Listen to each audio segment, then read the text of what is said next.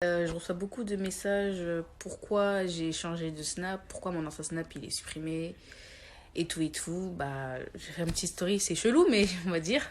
Tout le monde me rappelle, oui, mais tu dois avoir trop le seum. T'avais 1 million sur Snap, c'est quand même pas rien. T'as rien fait, pourquoi ton compte il est supprimé? Je sais, j'ai rien fait, mais en fait, c'est à cause d'une seule personne, hein. Enfin, je crois, mais à cause d'une seule personne, il y a eu plein de dégâts dans ma vie. Carrément, mon compte Snap qui saute, bah, je trouve que c'est pas si grave parce que c'est des vues, ça arrive.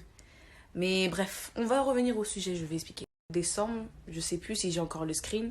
En gros, c'est une fille qui m'envoyait tout le temps, tout le temps, tout le temps, tout le temps, tout le temps, tout le temps des menaces, des messages de jalousie, des trucs bizarres, des trucs genre toi, je vais prier pour que tu meurs. Eh, mais il faut voir. Attendez, j'essaie de retrouver le screen.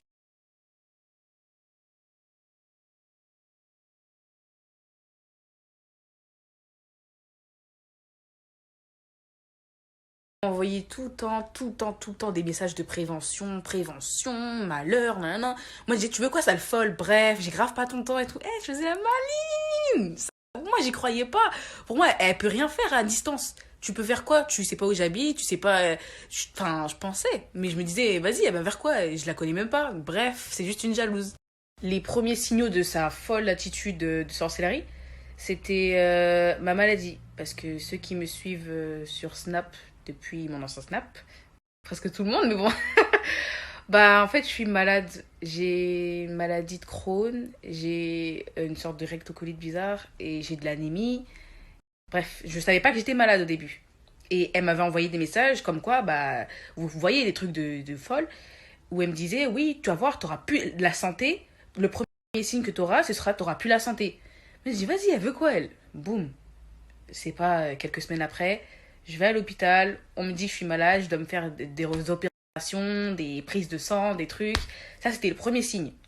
Maintenant, moi, j'y croyais pas. Je me suis dit, bah, moi, dans ma tête, c'était à l'hôpital, ils m'ont dit que j'avais ça depuis des mois. Sauf que j'étais pas allée voir le médecin, ça s'est empiré, ma maladie, elle s'aggrave de jour en jour. Mais à aucun moment, je me suis dit, c'est à cause de la fille de Snap. Non. Bref, assez parlé de ma maladie, je devais prendre mes médicaments, opération, prise de sang. Moi, au début, là où j'ai commencé à prendre ça au sérieux, c'est que de jour en jour, je faisais des cauchemars bizarres. Je faisais des paralysies du sommeil, je faisais, j'allais dehors, j'avais l'impression qu'on me regardait, mais pas que les gens ils te regardent, mais genre quand même quand il y avait personne autour de moi, comme s'il y a quelque chose qui me fixait.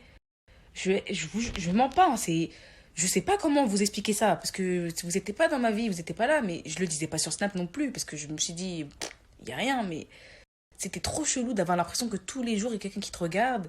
Quand tu dors, des paralysies du sommeil, ceux qui ont déjà fait, bah voilà, ceux qui n'ont pas fait, allez sur Google. Et là où j'ai vraiment, vraiment cru à ces trucs, c'est quand elle avait dit que. Je suis désolée, hein, mais ça me fait pleurer. Quand elle avait dit que ma maladie allait s'aggraver et que bah, j'aurais ça à vie et que peut-être que j'aurais un cancer.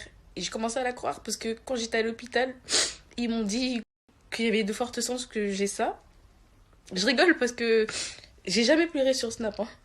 Ensuite, il y avait. J'essaie de me calmer un peu, hein. Les relations autour de moi.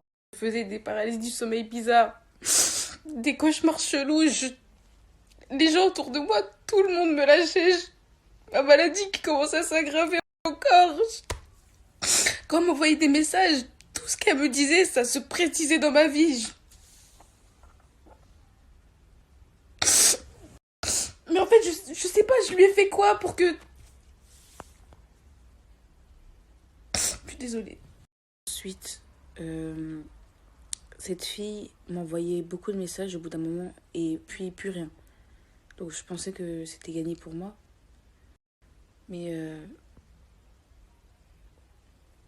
mais hier, j'étais à l'hôpital et elle m'envoyait aussi un truc. Comme d'habitude, moi je la crois pas et tout.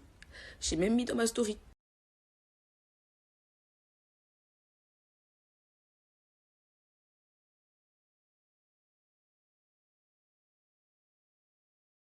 Elle a dit que je perdrais toute ma popularité avant le 14 février.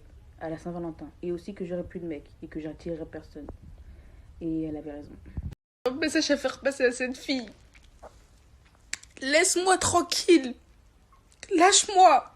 Ça y est, j'en ai marre. Pars.